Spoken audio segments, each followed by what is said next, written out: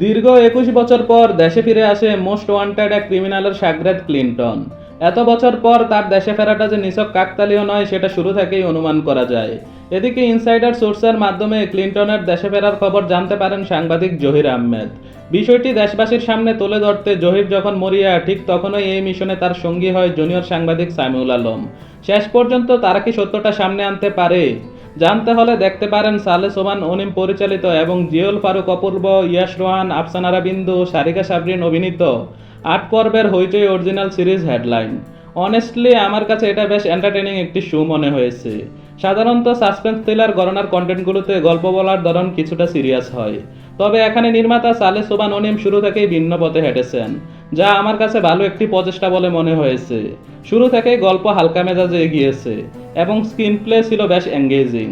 পাশাপাশি সিরিজের কমিক রিলিফগুলো বেশ ভালো ছিল, তবে ফ্যামিলি ড্রামার অংশটা আরেকটু ভালো হতে পারত। আর শেষটা যেন বেশ তাড়াহুড়োর মধ্যে দিয়েই হয়ে গেল।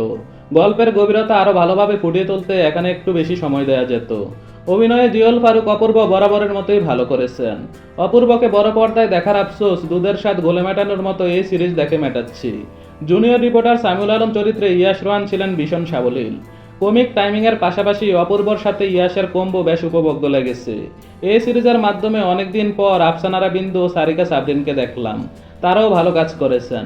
ফারহানা হামিদও নিজের চরিত্রে যথাযথ, তবে সবচেয়ে বেশি ভালো লেগেছে ছোট ছেলে মেয়ে দুজনের অভিনয়, টু গুড। এছাড়া শ্যামল মাওলা একটি বিশেষ চরিত্রে ছিলেন, যদিও এত পাওয়ারফুল একটা চরিত্রের উপস্থিতি বা গুরুত্ব সিরিজে একেবারেই ফিল করা যায়নি।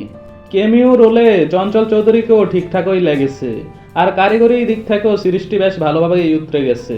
সব মিলিয়ে হেডলাইন একটি ভালো নির্মাণ। হালকা মেজাজের এন্টারটেইনিং একটি সাসপেন্স থ্রিলার দেখতে চাইলে হেডলাইন দেখতে পারেন হইচইতে। হেডলাইন ওয়েব সিরিজকে আমার পার্সোনাল রেটিং 8/10।